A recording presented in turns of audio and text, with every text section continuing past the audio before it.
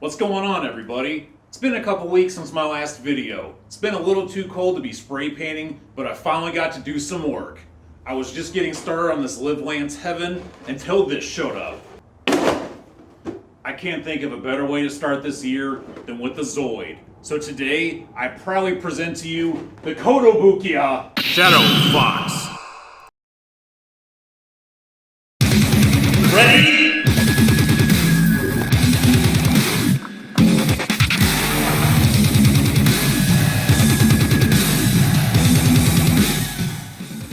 First thing I notice are these gold and silver parts. The gold has kind of a bronze hint to it. Really nice colors. There's no need to paint these. Otherwise, I'm just going to be working with some blacks and grays this time. It's going to be a pretty quick paint session.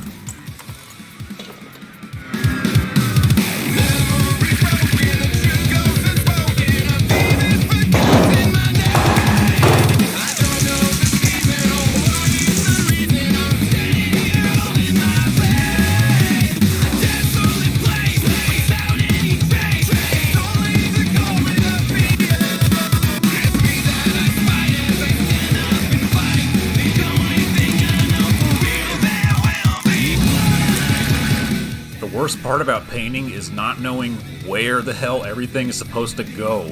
I could be a little more organized with sorting everything out, but nobody got time for that. I would say this isn't really a beginner-friendly build. It's somewhere between there and intermediate.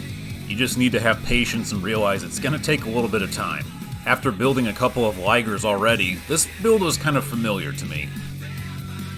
The tail opens up to fire a missile. It kind of looks like a pterodactyl face. I can't unsee it. Ah! All that's left is the legs and hold on, this part is sick.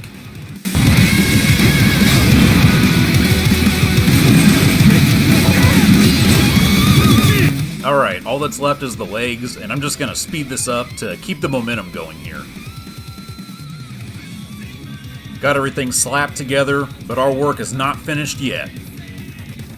This kit has some really good looking water slides, but if you're not a fan of those decals, you're kinda gonna have to suck it up because that's all you're getting. Personally, I prefer dry transfers because they don't take nearly as long and they can look just as good. There's no guide for the decals, so you kinda just get to freestyle with the placement. Let your imagination run wild. Some little warning labels for the Vulcan, naturally.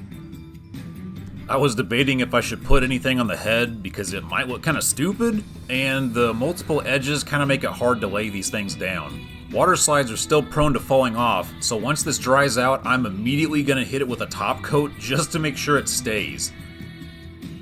I think this actually looks pretty badass. Very nice. With all the black on the Shadow Fox, it's a good time for the gold paint marker to shine. I think all these little touches make a big difference. There are these vents on the legs for the smoke discharger, so I'm going to try and wipe off any excess paint to prevent pooling and just graze the top of it. This is a lot harder than it looks, especially when you're twitching off of some coffee at 9 o'clock at night. It's not the prettiest result, but I still think it helps break up all of the black on this kit. I guess the good thing about all the black means that there's not a lot to panel line here, so I'm just hitting some spots that nobody's probably going to notice except for me.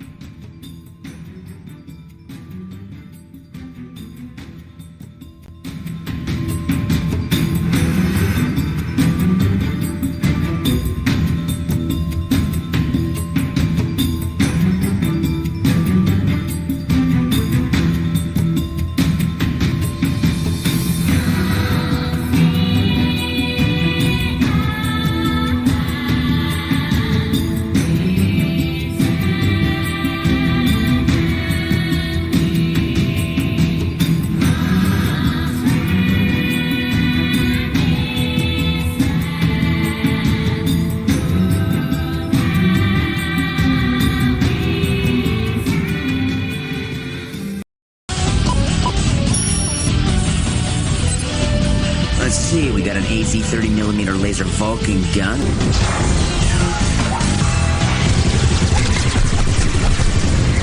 An AZ 70mm electromagnetic net gun.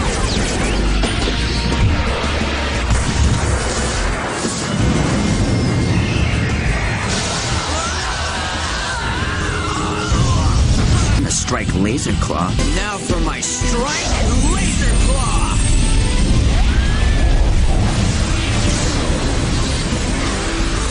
And a smoke discharger.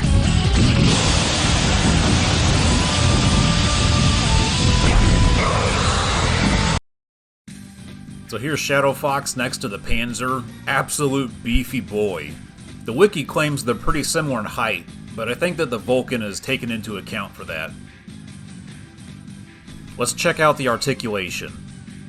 The legs get a full spin at the hip, or the shoulder in this case. Decent bend at the knee. Retractable blades on the heels. Claws are on a ball joint, so pretty good movement.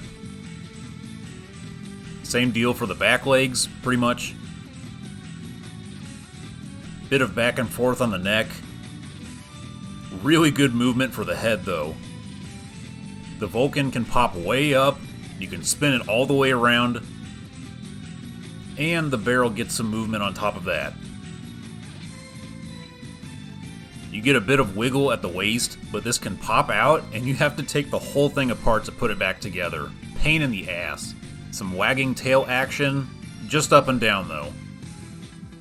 It opens up for the net gun, and you can pop this out and adjust the little peg on the bottom, so it looks like it's just ready to be fired. Close it back up.